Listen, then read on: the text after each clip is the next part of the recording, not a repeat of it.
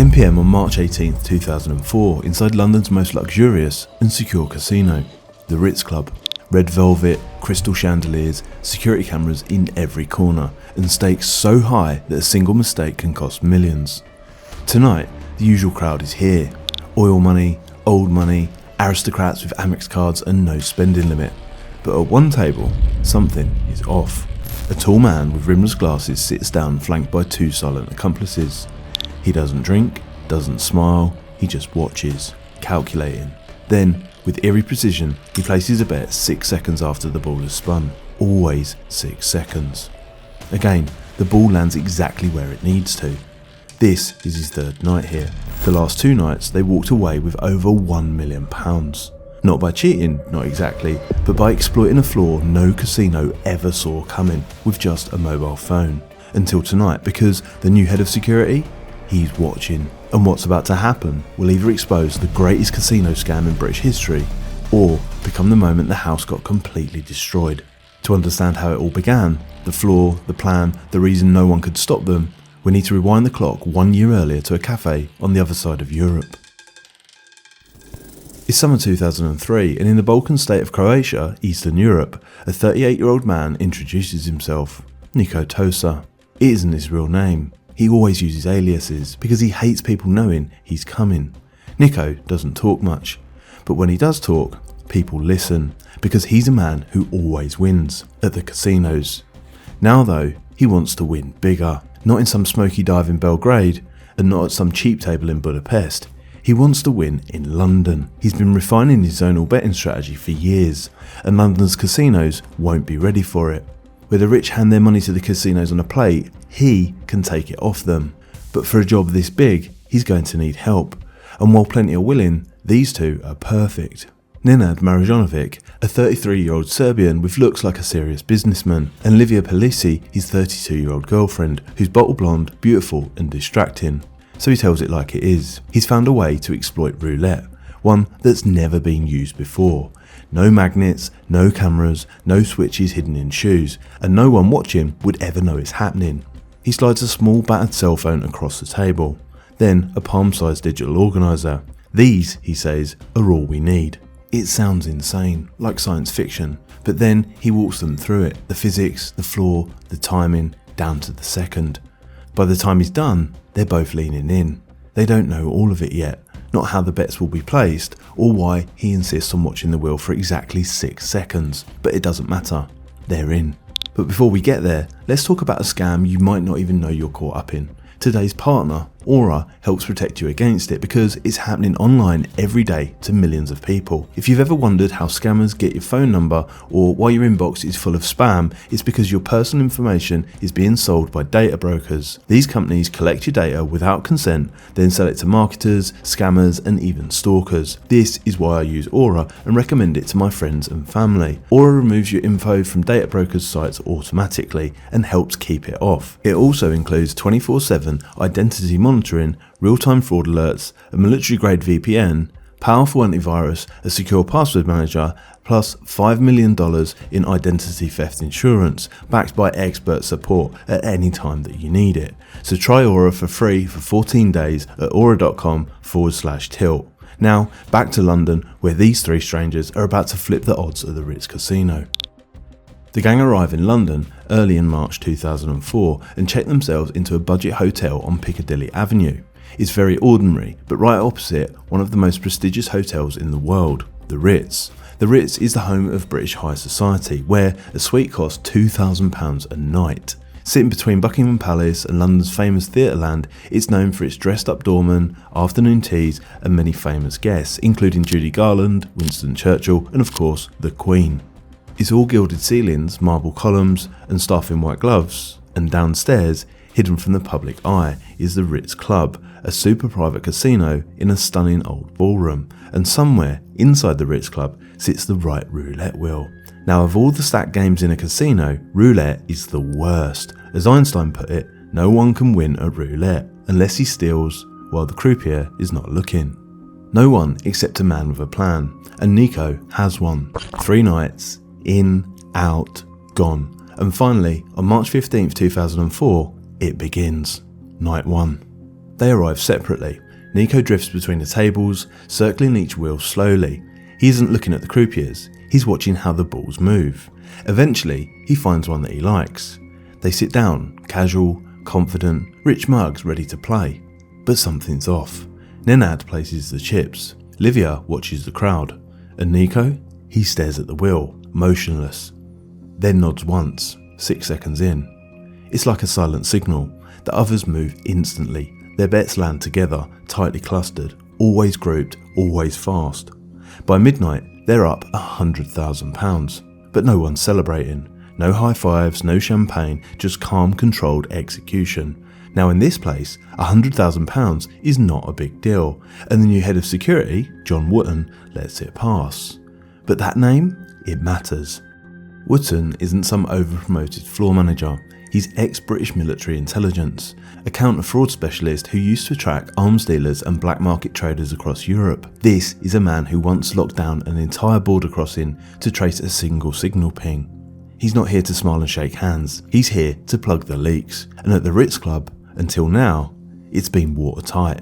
So when Nico's group walks out with a 6-figure win on his first day in charge, he doesn't panic. He watches, because something about those bets, that timing, and those players doesn't feel like luck. Nico has started something, and later on, back at his cheap hotel, his motivations change. It's no longer can they rinse the Ritz, it's how much can they take. The next evening is March 16th, 2004, and John Wootton pops out from the Ritz to celebrate his new security job in a West End pub. He leaves thinking there's nothing to worry about, but he's about to be proved very wrong, because passing him on the way in are Nico, Nenad and Livia. They head straight through the doors, down the curved stairs and into the Ritz Club. It's night 2. Inside, the richest people in England are already losing, politely, but they're not going to lose. Instead, Nico and Nenad take their places at the same wheel for the same routine, and this time they're up in the stakes. They're gambling £90,000. The question is, what can they turn it into, and will it happen before the head of security comes back? When Livia joins them a few minutes later, they begin, and soon they settle into a rhythm. The croupier calls, place your bets. The ball rolls, they watch the wheel, and they wait 6 seconds. And then quickly, they pounce, all on the same numbers. There are no more bets, the ball settles, and they collect their chips. Boom. And then they do it again, and again. Always neighbouring numbers, always time to the second, always winning, 2 in a row, 3 in a row, 5 in a row. But then suddenly, there's a problem they don't realise. The constant wins? They're lucky, and casinos don't believe in luck, not when it falls in the player's favour. So now they've been noticed, and from that moment, everything changes. Surveillance has seen winning streaks before, but this isn't normal. The timing is too precise, the trio isn't gambling. Nico stares at the wheel, waits, then the others move, like clockwork. Always the same rhythm, always placing a cluster of bets in similar zones. By midnight, tension grips the floor. Croupiers glance sideways, staff linger and pit bosses call. And the pit boss calls John Wootton. We're losing money rapidly. What should we do? And what Wootton is about to discover leads to a change in casino security forever. So Wootton heads back from the pub, and the club is starting to fill. The old money is heading home, and the new money, Arab princes and international playboys, arrives and takes its place. More champagne, bigger bets and better business. They would be making millions, if not for that one strange will. There are too many guests around it to make a fuss though, without any proof, so there's nothing they can do. And the trio play on, increasing their bets, up to £15,000 on a single spin. And by 3 AM, the £90,000 they arrived with has grown to £1.2 million. A line has been crossed. Fast, and somebody is going to pay. In casinos, timing is everything. When most gamblers bank a big win, they make bad decisions and the house gets the whole lot back. But not tonight. Instead, the 3 players exchange looks. Nico nods and they step away from the table and go to cash out. They get part of the money in cash, £300,000 in crisp red and white £50 notes, and the rest as a single cheque of £900,000. And then, with a promise, they say, see you tomorrow and leave. In the Ritz Club, whatever just happened immediately starts to sink in. The casino's lost more in a night than it has in years. To a guy who's coming back, he has to be stopped. Wootton watches the footage, then plays it again, slower. The croupier gets involved. His observation? One of these people is clearly the lead, while the others orbit him. Wootton doesn't know what they're up to yet, but one thing's for sure. They've made a mistake. They've given him one thing which could prove fatal. Time to work it out. Wootton works all through the next day. He watches the footage 100 times until it becomes like a ballet or a ritual. The movement, the rhythm, the sting. He calls his best friend, a consultant called Mike Barnett. He's abroad, but agrees to fly over. For now, they agree on what's happening, but Wootton's the boss, so what he says goes. The group are repeatedly making zonal bets on groups of neighbouring numbers. Now, this isn't an unusual strategy. While everyone dreams of hitting the jackpot, the chances of landing on one specific number is 37 to 1, making it a stupid bet. So regular players will often choose red or black, odds or evens, or a small group of numbers. Wootton knows what tech's been used before to help predict a group of neighbouring numbers: digital watches, foot switches, even magnets to change the ball's movement, and none are being used here. But still, whenever people do try cheating, they always place zonal bets because nothing can help you predict the exact number where the ball will end up. And crucially, their zonal bets are taking place alongside some odd behaviour. First, the trio watch the ball, and they're still silent. Then after 6 seconds, the ringleader acts and it's like a starting gun has been fired. They all quickly bet on the same small area. So to Wootton, it's clear. They aren't gambling, they're executing. The question is, how? To find out, he makes a call he thinks will help reveal the truth, except maybe it's already staring him in the face. At the same time, Nico, Nenad and Livia have been celebrating. There are no wild parties, no spending splurges in Harrods, no upgrades at the Ritz itself, just rest, recuperation and the chance to talk through their plans. For night 3, they've turned £100,000 into £1 million, and the next stop is £10 million. And then finally, the next day, on March 18th, 2004, it's time. At 9:55 PM, they cross the road one final time and walk calmly back into the Ritz Club. Inside, they're greeted like royalty. They then head towards their preferred wheel, but Wootton and men from Scotland Yard, the Metropolitan Police's HQ, are already waiting. The trio don't make it to the table. They're arrested, their phones, Palm Pilot and cash is seized. The casinos are fighting back, but it's already too late. They're escorted to their hotel, where investigators sift through paperwork, find lists of other casinos and electronics, including cell phones. Back in the forensics lab, the phones are picked apart. Mike Barnett shares his own ideas. They're ignored though, because the police have a theory that Wootton likes. One cell phone contains a laser scanner. The scanner could record the moment at which the ball arrives on the wheel and how far it's travelled after 1 or 2 rotations. Based on this reading, the Palm Pilot could then calculate the rate at which the ball is slowing down, its decay in orbit, and when it will drop into the number wheel. It's something you can try doing yourself if you're a maths or physics genius, but the tech does it better, giving the exact number where the ball's most likely to end up. This number is then sent back to the phone as a visual or a sound, and the wearer bets on the number and 5 of its closest neighbours. And by doing so, it turns that 37 to 1 gamble into a surefire winner. And as far as Scotland Yard are concerned, that's fraud. They obtain a court order enabling them to freeze the £900,000 cheque for 3 months. They then charge the trio with use of an illegal device. But the suspects just laugh. There's no evidence, no data on either device that proves a thing. And the cell phone? Is that really illegal? No, because they've done their homework. Britain is old school, with old laws, and this time they haven't kept up. Nevada had banned the use of electronic devices in casinos back in the 1980s, but the UK had not.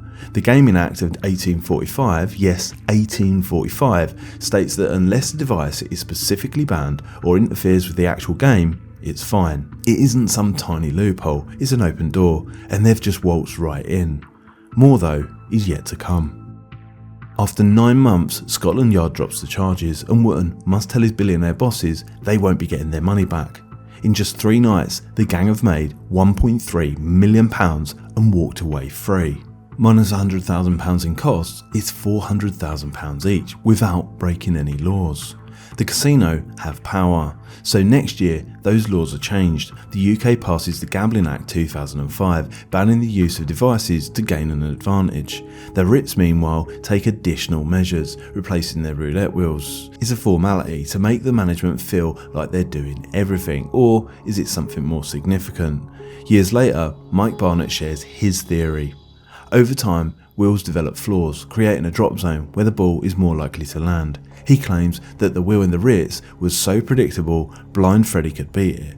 He even proved this to the government's gambling commission with an actual demonstration. On a wheel like that, you could predict roulette without computers, and these wheels are everywhere. The only way to prevent it is to reinvent the wheel. The government's report wasn't released publicly though. Casinos made sure of that.